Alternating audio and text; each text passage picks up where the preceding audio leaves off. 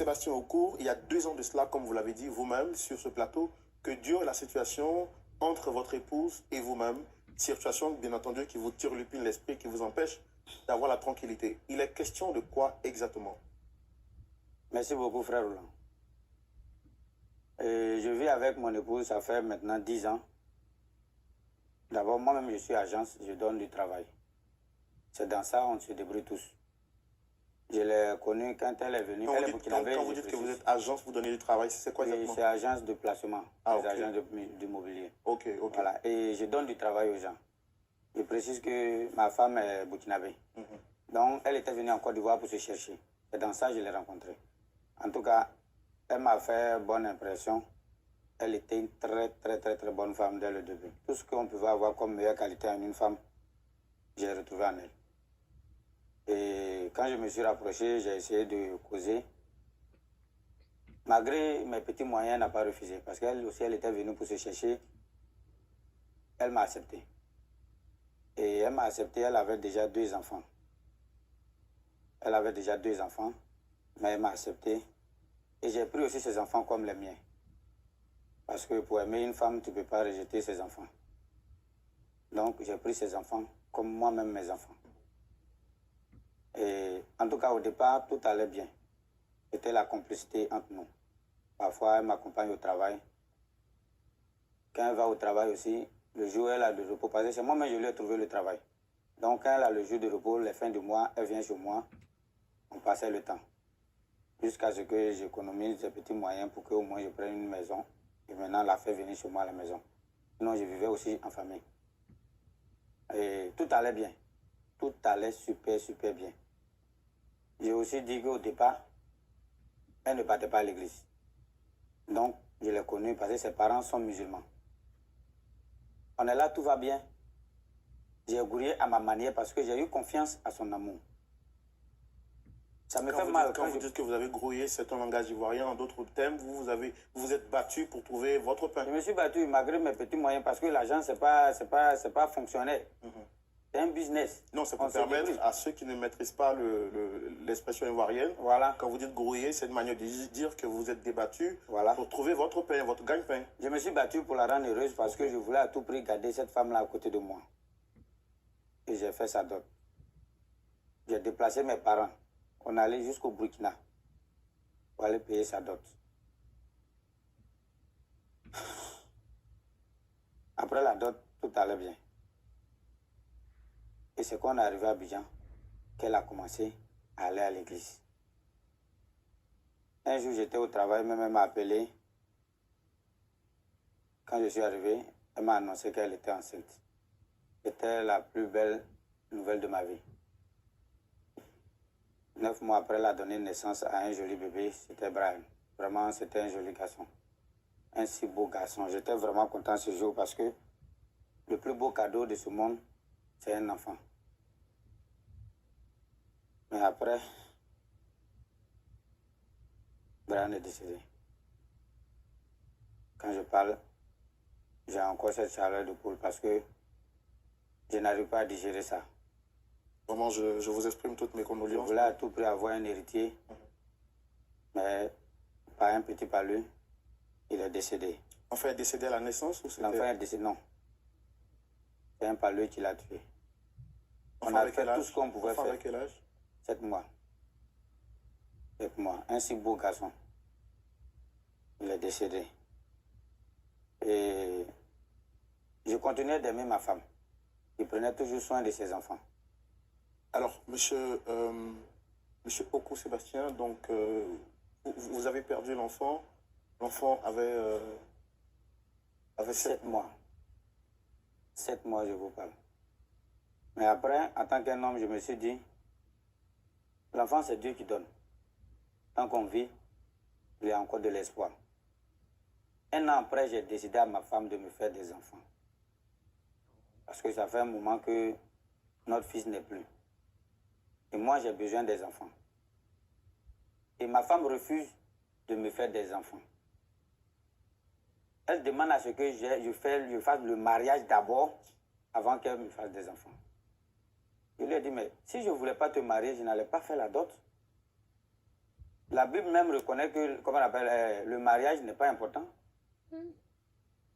Je ne veux pas dire que ce n'est pas tout à fait fait, il ne faudrait pas le faire, mais Moïse, il n'a pas fait le mariage, il a fait la dot. On a des parents au village qui n'ont jamais fait la dot, ils ne se sont jamais mariés, mais dans leur couple, il y a toujours la paix. Et pourquoi c'est à moi que ça arrive? Si je n'ai pas les moyens aujourd'hui pour te marier, donc je ne peux pas faire enfant avec toi. Mais toi, tes 2 enfants sont là. Je m'occupe de tes 2 enfants. Je m'occupe de toi. Pourquoi est-ce que pour me faire des enfants, il doit avoir un souci? Ça fait combien d'années que vous êtes ensemble déjà? Ça fait 10 ans. 10 ans. Ça fait 10 ans que nous sommes ensemble. Elle avait déjà 2 enfants. Et nous, notre seul garçon qu'on a eu, malheureusement, on l'a perdu. Et maintenant, j'ai besoin des enfants. Je demande à ce que tu me fasses des enfants, tu refuses. Et je précise que depuis ma femme a mis son pied à l'église, elle a changé de comportement. Je ne sais pas ce qu'on lui a dit là-bas, mais elle ne fait absolument rien avec moi. Je vous dis aujourd'hui, normalement, je ne suis pas censé le dire aujourd'hui, mais je vais vous expliquer que ça fait maintenant 2 ans que ma femme ne soit pas avec moi. J'ai pas compris. Elle me refuse catégoriquement l'amour. Ça fait 2 ans que vous n'êtes pas allé en intimité avec elle? Jamais. J'ai beau faire, demande à ce qu'on fasse le mariage d'abord, avant qu'elle va me faire des enfants. Vous vivez sur le même toit? On vit sur le même toit.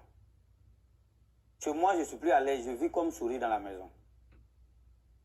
C'est ma femme qui commande. Je ne sais pas ce qu'on lui a dit à l'église, mais quand elle vient, je ne suis plus à l'aise. Je n'ai pas le droit à toucher moi-même ma femme. Ma propre femme. Pourtant, je m'occupe de tes enfants. Je n'ai pas rejeté tes enfants. Je m'occupe de toi, je m'occupe de tes enfants. Donc, je me suis rapproché pour qu'au moins vous m'aidiez à trouver cette solution. Parce que je veux faire la paix. Je veux avoir ma femme que j'ai retrouvée dès le début. Alors, si vous dites que ça fait 10 ans que vous êtes ensemble, que vous avez même fait la dot, qu'est-ce qui vous empêche de terminer le processus, d'aller au mariage civil et même religieux? Tout ne vient pas au même moment. Ce sont les moyens. Quand un homme n'est pas à l'aise à la maison, même au travail, il ne peut pas être à l'aise. Parce que je manque ce que j'ai besoin, je n'arrive pas à avoir ça. Non, puisqu'elle a dit, pour vous donner ce que vous cherchez, elle souhaite que vous puissiez faire le mariage civil. Sûrement, c'est ce qu'on lui a enseigné, on lui a donné comme enseignement à l'église. Mais vous, qu'est-ce qui vous empêche d'aller à ce niveau, en fait? Si je n'ai pas de moyens, je lui ai demandé d'attendre à ce que j'ai des économies pour pouvoir faire le mariage. Parce qu'on ne peut pas aller faire mariage à bras ballants. Donc, je dois économiser l'argent d'abord avant d'aller te marier. Aller jusqu'au bout du processus, vous cherchez les moyens nécessaires. Ce que votre épouse refuse de comprendre. Je ne refuse pas parce que le mariage, c'est vrai. Si elle demande de la marier, je vais le faire, mais je n'ai pas les moyens actuellement. Mais ça ne doit pas être la cause de m'empêcher d'avoir des enfants. J'ai besoin d'un enfant, je suis un homme. Toi, tu as 2 enfants déjà. Donc les enfants, peut-être que ceux qui vont venir après ne sont pas importants pour toi, mais moi, je n'ai plus. Le seul qu'on avait, on l'a perdu. Donc j'ai besoin d'un enfant. D'accord. Dernière question que je voudrais vous poser, vous fréquentez la même assemblée qu'elle? Est-ce que vous partez à l'église? Bon, quand elle a commencé l'église, à cause d'elle, moi, je partais un peu. Mais je ne sais pas trop comme pour elle. Parce que ce comportement même me décourage. Je ne peux pas aller m'asseoir dans la même église comme toi, jamais. On a des problèmes. Je ne sais pas si les problèmes viennent de là-bas. Et puis je vais t'accompagner pour aller là-bas. Mais là, c'est pour me divorcer. Donc je ne peux pas la suivre. D'accord. Donc ce qui fait qu'actuellement, vous n'appartenez à aucune assemblée, c'est ça? Jamais. Ok, il n'y a pas de souci. Nous, on a écouté votre version. On va également recevoir votre épouse pour entendre sa version des faits et dans l'optique de comprendre qu'est-ce qu'il y a exactement entre vous et puis vous aider à trouver un point d'accord. Mais bien avant de recevoir votre épouse, je voudrais à vous, très chers amis, fidèles téléspectateurs de Lumière du Monde Télévision, qui venez de nous prendre en cours, nous l'avons annoncé cette année de manière spéciale. 2025 est une année de victoire, une année également de grands projets.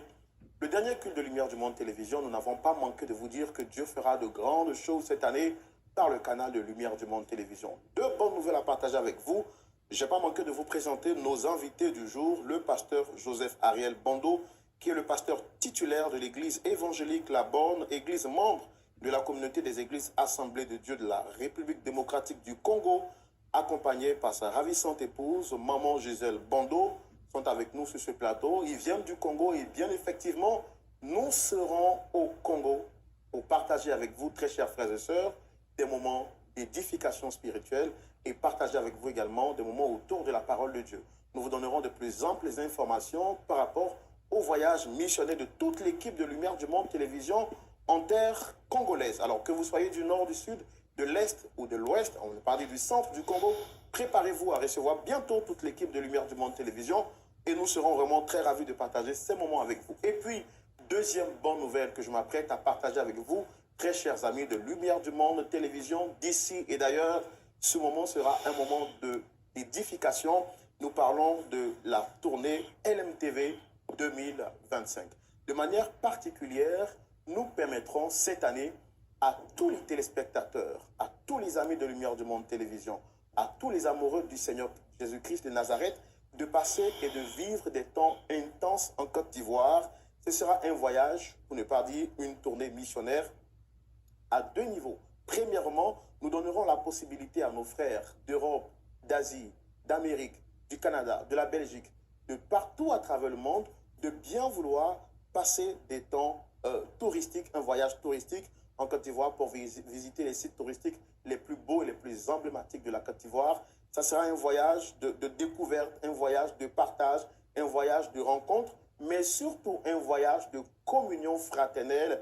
Et ce voyage sera marqué par une conférence internationale ouverte à tout le monde. Et ce sera bien sûr au mois de juillet.